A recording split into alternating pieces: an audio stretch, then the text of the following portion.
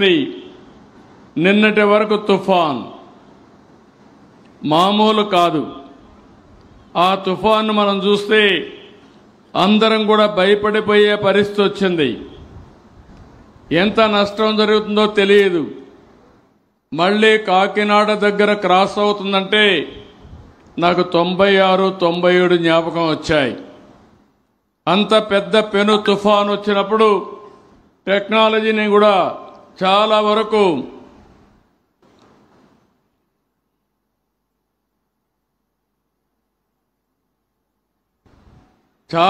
మీరు చూస్తే నేను 17 నెలలుగా కొన్ని కార్యక్రమాలకు శ్రీకారం చుట్టాను. ఇంకా త్వరితగతిన పనులు చేయాలంటే ఏం చేయాలని ఆలోచించి టెక్నాలజీని గవర్నమెంట్ యంత్రాంగానికి అనుసంధానం చేశాను. ఈరోజు మీరు చూస్తున్నారు, ఒకప్పుడు ఆనాటి పాలకులు చెప్పారు పెన్షన్లు ఇవ్వడానికి 2,55,000 మంది 2,62,000 మందిని వాలంటీర్లు పెట్టామని ఒక పెన్షన్ ఇవ్వడానికి. అదే యంత్రాంగం ఈరోజు మీరు చూస్తే నిద్ర లేస్తే మీ ఇంటికి నేరుగా పింఛన్లు వస్తున్నాయా లేదా అని మిమ్మల్ని అడుగుతున్నా. ముందు కంటే మెరుగ్గా వస్తున్నాయా లేదా అని మిమ్మల్ని అడుగుతున్నా.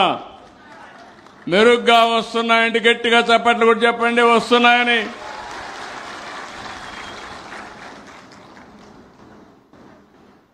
ఎక్కడ పింఛన్ ఇచ్చారో మా కంప్యూటర్లో ఆటోమేటిక్గా వచ్చేస్తుంది. ఏ టైంలో ఏ వ్యక్తికి ఏ స్పాట్లో ఇచ్చారో నేరుగా వస్తుంది.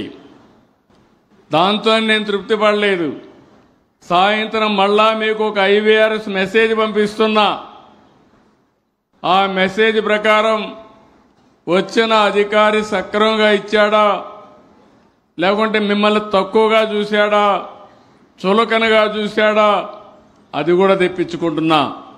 ఇవన్నీ చేస్తున్నానంటే నాకు ఈ పేదవాళ్లపై నుండే ప్రేమ నాకుండడమే కాదు, అధికార యంత్రాంగానికి కూడా అదే భావన ఉండాలనే ఉద్దేశంతో ఈ ప్రభుత్వం పనిచేస్తున్నామని చెప్పి కూడా నేను మీకు తెలియజేస్తున్నా. ఈరోజు మొన్న వచ్చినటువంటి మొంతా తుఫాన్ ప్రజలకు కష్టాలు తెచ్చింది, నష్టాలు తెచ్చింది. కానీ తొలి రోజునే నేను అప్రమత్తం అయ్యాను. ఇంత మునుపు కూడా చాలా తుఫాన్లు నేను చూశాను.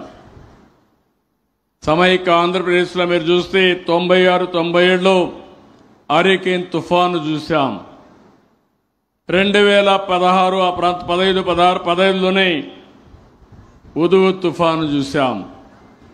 తర్వాత తిత్లీ తుఫాను చూశాం. అనేక వరదలు చూశాం, అనేక కరువులు కూడా చూశాం. నేను వస్తానే ఒక 5 పాయింట్ ఫార్ములా పెట్టాను. ముందుగానే అప్రమత్తం చేయడం, ప్రిపేర్ కావడం, ఎక్కడికక్కడ మానిటరింగ్ మెకానిజం ఎస్టాబ్లిష్ చేశాను. ఎక్కడ ఏం జరుగుతుందో ఎప్పటికప్పుడు అప్రమత్తం చేయడానికి అలర్ట్స్ మెకానిజం పెట్టాను. ఇంకో పక్క ఒక్క మనిషి చనిపోకూడదు, అందరినీ కాపాడాలి, ముందు జాగ్రత్తలు తీసుకున్నాం. అదే మాదిరిగా రీహాబిలిటేషన్ ఎక్కడన్నా జరిగితే తొందరగా ఒక రోడ్డు బ్లాక్ అయితే చెట్లు వర్షం పడతా ఉంటే చెట్లు కూడా వారగా పెట్టి మీకు ప్రయాణ సౌకర్యం కల్పించాం. కరెంట్ ఆగిపోతే ఎంత తొందరగా తిరిగి కరెంట్ ఇవ్వగలుగుతామో ఇచ్చే పరిస్థితికి వచ్చాం. ఇవన్నీ చేసిన తర్వాత ఈరోజు మళ్ళా మీరు ఒకసారి ఆలోచిస్తే నష్టపోయిన రైతాంగానికి, నష్టపోయిన ప్రతి ఒక్కరికి మళ్ళీ న్యాయం చేయడం కోసం 5 రోజుల్లో ఏ విధంగా ఆర్థిక సహాయం చేయాలి, కడాన పంటల్లో పంట పొలాల్లో నీళ్లుంటే ఆ నీళ్లు కూడా తీసేయడానికి ప్రత్యేకమైన శ్రద్ధ పెట్టి ఎక్కడ పంట కుళ్ళిపోకుండా అన్ని జాగ్రత్తలు తీసుకున్నాం. ఇది ఈరోజు ఒక బాధ్యతతో చేసిన పని. దీనివల్ల మీరు చూస్తే చాలా పగడ్బందీగా ముందుకు పోయాం. కాబట్టి 5,200 కోట్ల రూపాయల ఆస్తి నష్టం జరిగింది. 2 మాత్రం ప్రాణాలు పోగొట్టుకునే పరిస్థితికి వచ్చారు. నేనైతే రాత్రింబగళ్ళు నేను కానీ మంత్రివర్గ సభ్యులు ఎవరైతే ఉన్నారో వాళ్ళు కానీ ఇవన్నీ కూడా చేశాం. ఉద్యోగులు కూడా మీరు ఒకసారి చూస్తే నేను మనస్ఫూర్తిగా అభినందించాను. ప్రభుత్వ యంత్రాంగం సమర్థవంతంగా పనిచేసింది. చీఫ్ సెక్రటరీ దగ్గర నుంచి గ్రామ స్థాయిలో ఉండే సచివాలయ సిబ్బంది వరకు సమర్థవంతంగా పనిచేయించిన ఘనత ఈ ఎన్డీఏ ప్రభుత్వానిదని మరొకసారి మీకు విజ్ఞప్తి చేస్తున్నా. ఎక్కడన్నా ఒక వ్యక్తి ఇబ్బందుల్లో ఉన్నా అంటే ఆదుకున్నాం. ఇంకొక పక్క ఎక్కడైనా ఈ విపత్తు వస్తుందంటే ముందు జాగ్రత్తగా అతనికి చెప్పి అవసరమైతే బలవంతంగా సురక్షిత ప్రాంతాలకు తీసుకెళ్లామని చెప్పి కూడా నేను మీకు తెలియజేస్తున్నా. అదే మరిగా ప్రజాప్రతినిధులు ఇప్పుడే కందికుంట్ల ప్రసాద్ గారు చెప్పినట్టు ఎక్కడికక్కడ ఎమ్మెల్యేలు అప్రమత్తమయ్యారు, ఎంపీలు అప్రమత్తమయ్యారు, జిల్లా యంత్రాంగంతో కలిసి పనిచేశారు. రియల్ టైంలో మానిటర్ చేశాం. 5 రోజులు మానిటర్ చేశాం. ఈ 5 రోజుల వల్ల ఎక్కడా ఎలాంటి ఇబ్బంది లేకుండా దీని మీద గట్టెక్కగలిగామని చెప్పి నేను మీకు తెలియజేస్తున్నా. నేను ఆ రోజు ఒకసారి మీ అందరికీ చెప్పాను. ఇప్పుడు ఇక్కడ చూస్తే అందరి దగ్గర సెల్ ఫోన్లు ఉన్నాయా? సెల్ ఫోన్లు ఉన్నాయని వాళ్ళు చేలిపైకెత్తండి, చూపించండి మీ సెల్ ఫోన్లు.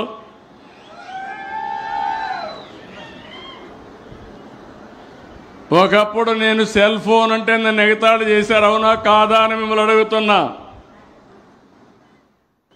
ఆ రోజు సెల్ ఫోన్ అంటే ఎగతాళి చేసిన వాళ్ళు ఈరోజు సెల్ ఫోన్ వాడే పరిస్థితికి వచ్చారు. వాళ్ళు కూడా వాడుతున్నారు.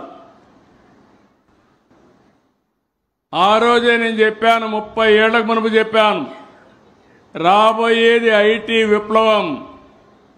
ఎవరైతే ఈ విప్లవాన్ని అందిపుచ్చుకుంటారో వాళ్ళకు ఇబ్బందులు తక్కువ ఉంటాయి, అనుకున్న లక్ష్యాన్ని ఈజీగా చేరుకుంటారని ఆ రోజు చెప్పా. ఆ రోజు హైటెక్ సిటీ హైదరాబాద్లో కట్టాం, ఐటీని ప్రమోట్ చేశాం. 25 ఏళ్ళలో జరిగింది మీరు చూస్తే ప్రపంచంలో తెలుగు వాళ్ళు ఎక్కడికంటే అక్కడికి వెళ్ళిపోయారు. మొన్నే నేను దుబాయ్ నుంచి వచ్చాను. దుబాయ్ నుంచి వస్తే నేను ఒక మీటింగ్ పెడితే తెలుగు వాళ్ళ కోసం కొన్ని వేల మంది హాళ్ళు పట్టలేదు, దానికంటే పెద్ద హాలు దొరికే పరిస్థితి లేదు. అంటే ఈరోజు ప్రపంచంలో తెలుగు వాళ్ళు లేని గడ్డ దేశం లేదంటే అది తెలుగుదేశం పార్టీ చూపించిన చొరవ. 25 ఏళ్లకు మునుపు ఒకప్పుడు అందరూ కూడా మన వాళ్ళు కూలీల కోసం, కూలి పనుల కోసం వెళ్ళేవారు. ఇప్పుడు కూలి పనుల కోసం కాదు, ఆ దేశంలో ఐటీ విప్లవంతో పనిచేసి ఆ దేశంలో ఉండే వాళ్ళకంటే ఎక్కువ ఆదాయం సంపాదించే వాళ్ళు ఈ తెలుగు జాతి అని చెప్పి కూడా నేను మీకు తెలియజేస్తున్నా. ఇప్పుడు నేను ఆలోచించాను, మరో విప్లవానికి నాంది పలుకుతున్నా. ఆ విప్లవమే మీరు చూస్తే మొన్నే గూగుల్ విశాఖపట్నానికి వచ్చింది. ఆర్టిఫిషియల్ ఇంటెలిజెన్స్తో డేటా సెంటర్ పెట్టి దగ్గర ఒకేసారి $15 బిలియన్ అంటే $1,40,000 నుంచి $1,50,000 కోట్ల రూపాయలు విశాఖపట్నంలో పెట్టుబడి పెడుతున్నారంటే అది ఈ రోజు ఎన్డీఏ ప్రభుత్వం పైన నమ్మకం, విశ్వాసం. ఒకప్పుడు ఇక్కడ కియా మోటార్స్, మీకు అందరికీ ఐడియా ఉంటుంది. నేను కియా మోటార్ తేవాలంటే నా దగ్గరికి వస్తే మీ మీద నమ్మకం ఉంది, మీ జిల్లాలో నీళ్లు ఎక్కడున్నాయని అడిగారు. ఈ అనంతపూర్ ఇప్పుడు హిందూపూర్ జిల్లాలోనే ఈ పరిశ్రమ వస్తుంది. ఆ రోజు నేను ఒకే మాట చెప్పాను, నేను నీళ్లు తెస్తాను, నీళ్లు తెచ్చిన తర్వాత మీరు పెట్టమంటే ఒక యుద్ధ ప్రాతిపదిక మీద గొల్లపల్లి రిజర్వాయర్ కట్టి అందరి నీవా పూర్తి చేసి కియా మోటార్ తీసుకొచ్చి కరువు సీమలో కియా మోటార్లు తయారు చేసి ప్రపంచానికి నడిపించిన ఘనత తెలుగుదేశం ప్రభుత్వాన్ని. దానివల్ల అనేక రకాలుగా అభివృద్ధి అయ్యే పరిస్థితి వస్తుంది. ఈరోజు నేను ఒకే విషయం మిమ్మల్ని అందరినీ కోరుతున్నాను. ఈరోజు టెక్నాలజీ ద్వారా మీకు అన్ని సర్వీసులు ఇస్తున్నాం. ఈ విషయం మీరు గుర్తుపెట్టుకోవాల్సిన అవసరం ఉంది. నేను ఒకటే ఆలోచిస్తున్నాను, ట్రాన్స్పరెన్సీ ఉండాలి. ప్రజల ధనం పైసా కూడా వృధా కాకుండా ఖర్చు పెట్టాలి. అనుకున్న లక్ష్యం ప్రకారం పేదవాడికి నిరంతరం న్యాయం చేసేట్టుగా ముందుకు పోయే కార్యక్రమానికి శ్రీకారం చుట్టాం. అదే సుపరిపాలన. నేను ఆర్టీజీఎస్ ఒకటి పెట్టాం, రియల్ టైం గవర్నెన్స్. ఇది అక్కడ ఐటీ మినిస్టర్గా లోకేష్ గారు అయితే ఆయన కూడా ఐటీ చేశాడు కాబట్టి సమర్థవంతంగా తీర్చిదిద్దే పరిస్థితికి వచ్చారు. నేను ఐటీ మినిస్టరు, అక్కడనే డిజాస్టర్ మినిస్టర్ కానీ ఇంకొక రోజునైతే పవన్ కళ్యాణ్ కూడా డిప్యూటీ సీఎం గారు అక్కడే కూర్చొని అందరం కూడా సమీక్షలు చేశాం. సమీక్షలు చేసి మీరు ఎక్కడా ఇబ్బంది లేకుండా చేయగలిగాం. భవిష్యత్తులో కూడా నేను ఒకటే మీకు అందరికీ హామీ ఇస్తున్నా, సుపరిపాలన ద్వారా టెక్నాలజీ అనుసంధానం చేసుకుని సరైన సమయంలో సరైన నిర్ణయం చేసి మీ అందరికీ ఎప్పటికప్పుడు మెరుగైన పాలన, మెరుగైన సూచనలు ఇస్తామని చెప్పి కూడా నేను మీకు తెలియజేస్తున్నా. మొన్నటి వరకు తుఫాను వచ్చింది. నిన్ననే చాలా దగ్గర నీళ్లన్నీ తీశాం. అక్కడి నుంచి ఎన్యూమరేషన్ స్టార్ట్ చేశాం. నిన్న సాయంత్రమే ప్రిలిమినరీ రిపోర్ట్ కింద 5,250 కోట్ల రూపాయల నష్టం జరిగిందని కేంద్రాన్ని శాంక్షన్ చేయమని ఢిల్లీకి రిపోర్ట్ పంపించాం. మళ్ళీ నాకు గుర్తొచ్చింది, మీరు నిన్నటి వరకు బిజీగా ఉన్నా మళ్ళీ మొదటి తారీఖు వచ్చింది. పేదల సేవలో మీ ముందుకు రావాలని ఈరోజు ఈ కార్యక్రమానికి ప్రాధాన్యత ఇచ్చాను. మీరు ఒక్కసారి చూస్తే నేను ఏ కార్యక్రమాన్నైనా వాయిదా వేస్తున్నాను కానీ మొదటి తారీఖున పేదలకు పింఛన్లు ఇచ్చే కార్యక్రమం ఎట్టి పరిస్థితుల్లోనే వాయిదా వేయడం లేదు, వేసే పరిస్థితి లేదు. దానికి కారణం మీరు చూసినప్పుడు వయోవృద్ధులు, వితంతువులు, దివ్యాంగులు, చేనేతలు, గీత కార్మికులు, ఈ విధంగా 28 రకాల వ్యక్తులు వెయిట్ చేస్తున్నారు. ఈరోజు 4,000 రూపాయలు వృద్ధాప్య పింఛన్లు ఇస్తున్నాం. ఇంకో పక్క 6,000 రూపాయలు దివ్యాంగులకు ఇస్తున్నాం. కిడ్నీ పేషెంట్లు కానీ ఇలాంటి వాళ్ళు ఉంటే వాళ్ళందరికీ 10,000 రూపాయలు ఇస్తున్నాం. ఇంకో పక్క మంచానికే పరిమితమై కనీసం నడవలేని పరిస్థితి ఉంటే, ఒక అటెండెంట్ ఉంటే తప్ప జరగని పరిస్థితులు ఉంటే 15,000 రూపాయలు ఇస్తున్నాం. సంవత్సరానికి 33,000 కోట్ల రూపాయలు ఖర్చు పెట్టే ఏకైక రాష్ట్రం ఆంధ్రప్రదేశ్ రాష్ట్రం. ఈ విషయం మీరు గుర్తుపెట్టుకోవాల్సిన అవసరం ఉంది. ఒకే ప్రోగ్రాం ఈ ప్రభుత్వం వచ్చిన తర్వాత 50,764 కోట్ల రూపాయలు పింఛన్ల కింద ఖర్చు పెట్టిన ప్రభుత్వం ఈ ఎన్డీఏ ప్రభుత్వం. ఇది దేశంలోనే ఒక రికార్డు. డీబీటీ ప్రోగ్రాంలో అతిపెద్ద ప్రోగ్రాం అని చెప్పి నేను మీకు తెలియజేస్తున్నా. ఇందులో మీరు ఒకసారి చూస్తే 59% అంటే 29,951 కోట్ల రూపాయలు మా ఆడబిడ్డలకే ఇచ్చామంటే అది నేను ఆనందపడుతున్నా. అన్ని రకాల ఆడబిడ్డలకు ఎక్కువ ఇచ్చిన ప్రభుత్వం, ఎక్కువ ఆదరించిన ప్రభుత్వం తెలుగుదేశం ప్రభుత్వం, ఎన్డీఏ ప్రభుత్వం అని చెప్పి కూడా నేను మీకు తెలియజేస్తున్నా. 4,93,00,000 మంది జనాభా ఉంటే అందులో 13% పింఛన్లు ఇస్తున్నాం. 63,35,147 మందికి నెలకు 2,745 కోట్లు ఇస్తున్నాం. నేను అడుగుతున్నా, ఎప్పుడైనా జీవితంలో మీరు చూశారా, ఆలోచించారా? ఇంత పెద్ద ఎత్తున సహాయం జరుగుతుందని మిమ్మల్ని అడుగుతున్నాను. ఇది ప్రజా ప్రభుత్వం, పేదల ప్రభుత్వం. డబ్బులు లెక్క పెట్టుకోం. పేదల సమక్షమే పరమావధిగా మీకు న్యాయం చేస్తానని మరొక్కసారి మీ అందరికీ హామీ ఇస్తున్నాను. ఈ సత్యసాయి జిల్లాలో 116 కోట్లు ఖర్చు పెడుతున్నాం. 2,64,000 మందికి ప్రతి నెల ఈ పింఛన్లు మీకు అందజేస్తున్నాం. ఒక కదిరి సత్యప్రసాద్ గారు, కదిరికొండ ప్రసాద్ గారు ఉండే ఈ నియోజకవర్గంలో 43,000 మందికి 19 కోట్ల రూపాయలు, తలుపల మండలంలో 6,777 మందికి 3,05,00,000 రూపాయలు, పెద్దన్నవారిపల్లిలో 756 మందికి 33 లక్షలు ప్రతి నెల ఇచ్చే ప్రభుత్వం ఈ ఎన్డీఏ ప్రభుత్వం అని చెప్పి కూడా నేను మీకు తెలియజేస్తున్నా. ఒకప్పుడు వృద్ధాప్యంతో పింఛన్దారు చనిపోతే భార్యకు పింఛన్ ఇచ్చేవాళ్ళు కాదు. అదే నెల నుంచి ఇప్పుడు పింఛన్లు ఇస్తున్నాను. ఈ నెలలో మీరు చూస్తే 8,151 మంది చనిపోతే 3,26,00,000 రూపాయలు పింఛన్లు ఇస్తున్నాం.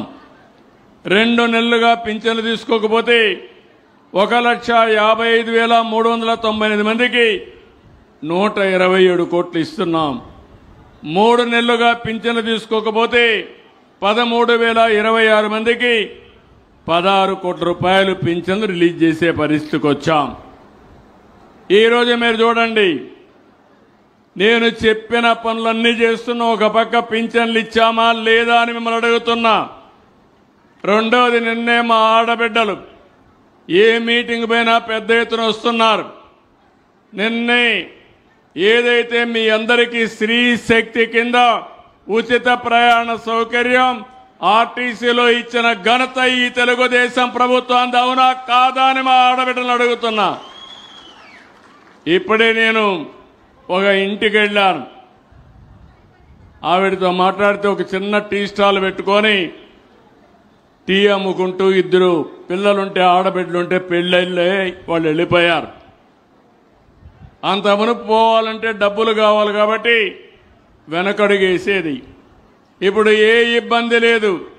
నెలకొక్కసారి 2 కూతుర్లు ఎక్కడున్నారో అక్కడికి వెళ్ళి 1-2 రోజులు అక్కడ చూసుకొని తిరిగి వస్తా ఉందంటే అది తెలుగుదేశం పార్టీ ఎన్డీఏ ప్రభుత్వం ఈ పేదవాళ్ళకి ఇచ్చినటువంటి వరం. ఒకప్పుడు నేనే దీపం పెట్టాను, వంట గ్యాస్ ఇచ్చాను. ఈరోజు దీపం 2 కింద ప్రతి ఒక్కరికి 3 సిలిండర్లు ఉచితంగా ఇస్తున్నామని చెప్పి కూడా నేను మీకు తెలియజేస్తున్నా. అన్నదాత సుఖీభవ 20,000 రూపాయలు ఇస్తాన్నాం. 20,000 రూపాయలు ఇస్తానని కేంద్రం ఇచ్చే 6,000 కాకుండా 14,000 ఇస్తున్నాం. ఒకప్పుడు మీకు వచ్చేది 7,000 వస్తే దానికి 7,000 కలిపి డబల్ చేసి ఈరోజు అన్నదాత సుఖీభవ ఇచ్చాం. ఇంకో పక్క ఒకప్పుడు సాగునీటి పైన 1 రూపాయి ఖర్చు పెట్టేవాళ్ళు కాదు. ఈరోజు రాయలసీమ, మీరందరూ ఒక్క విషయం గుర్తుపెట్టుకోవాల్సిన అవసరం ఉంది. నేను రాయలసీమలో చాలా సమస్యలు చూశాను. రాయలసీమ ఎవ్వరూ బాగు చేయలేరు, ఇది రాళ్లసీమగా మారిపోతుంది, కరువు సీమగా మారిపోతుందని ఆశలు వదిలిపెట్టిన పరిస్థితి.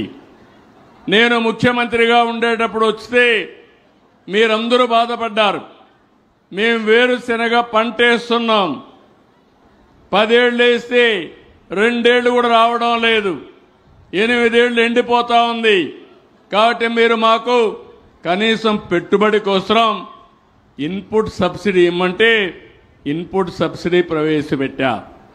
ఆ రోజుల్లో మీరు చూస్తే కరువు వస్తే నీళ్లు లేకపోతే పశువుల్ని ఇంటి దగ్గర పెట్టుకోలేక ఆ రోజుల్లోనే క్యాంపులు పెట్టి పశువులకు కూడా నీళ్లు ఆ చెరువు దగ్గర ఇచ్చి, గడ్డి కావాలంటే రాయలసీమ నుంచి గడ్డి, ఆంధ్ర నుంచి గడ్డి తీసుకొచ్చి పశువుల్ని కాపాడి మళ్ళీ మీకు పంపించాం.